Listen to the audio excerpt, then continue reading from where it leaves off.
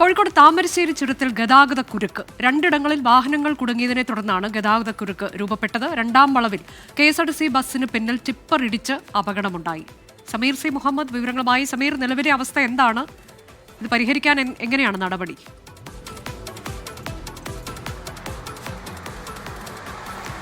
ചുരത്തിൽ ഗതാഗതക്കുരുക്ക് തുടരുകയാണ്. അത് ശരിയാക്കാനുള്ള നടപടികൾ ആരംഭിച്ചിട്ടുമുണ്ട്. എന്നാൽ പൂർണ്ണമായും അത് പരിഹരിക്കാൻ കഴിഞ്ഞിട്ടില്ല. നിലവിൽ വൺ വേ ആയി മാത്രമേ വാഹനങ്ങൾ കടത്തിവിടുന്നുള്ളൂ.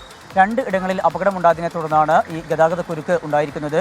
ഒന്ന് രണ്ടാം വളവിലാണ്. അവിടെ വയനാട്ടിൽ നിന്നും കോഴിക്കോട്ടേക്ക് വരികയായിരുന്നു KSRTC. ആ KSRTC ബസ്സിന് പിറകിലാണ് ഒരു ടിപ്പർ ലോറി ഇടിച്ചിരിക്കുന്നത്. അങ്ങനെ ഉണ്ടായിട്ടുള്ള അപകടമുണ്ട്. അതോടൊപ്പം തന്നെയാണ് ഏഴാം വളവിൽ വലിയ ഒരു ലോറി കൊടുക്കുകയും ചെയ്തിരിക്കുന്നു. അതിൻ്റെ ക്ലച്ച് നഷ്ടമാവുകയും അതിനെ തുടർന്നാണ് അത്തരത്തിലുള്ള ഒരു അപകടം ഉണ്ടാവുകയും ചെയ്തിരിക്കുന്നത്.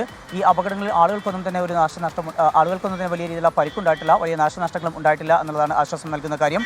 ഈങ്ങാപ്പുഴയിൽ നിന്ന് ഇപ്പോൾ മെക്കാനിക്കിനെ എത്തിച്ചിട്ടുണ്ട്. ഈ ലോറി ശരിയാക്കാനുള്ള നടപടികളും തുടരുകയാണ്. ഈ രണ്ട് ഇടങ്ങളിൽ ഉണ്ടായിട്ടുള്ള വാഹനാപകടങ്ങളുടെ പശ്ചാത്തലത്തിലാണ് ഇപ്പോൾ വാഹനങ്ങൾ വൺ വേ ആയി കടത്തിവിടുന്നത്. ശരിയാക്കാനുള്ള നടപടികൾ തുടരുകയാണ്. അനുജ, ശരി. താമരശ്ശേരി ചുരത്തിൽ വലിയ ഗതാഗതക്കുരുക്ക് രൂപപ്പെട്ടിരിക്കുന്നു. രണ്ടിടങ്ങളിൽ വാഹനങ്ങൾ കുടുങ്ങി. അതിനെ തുടർന്നാണ് ഗതാഗതക്കുരുക്ക് രൂപപ്പെട്ടത്. ഇപ്പോൾ അത് പരിഹരിക്കാനുള്ള ശ്രമം അടിയന്തരമായി തന്നെ നടക്കുന്നു എന്നതാണ് സമീർ സി മുഹമ്മദ് നൽകിയ വിവരം.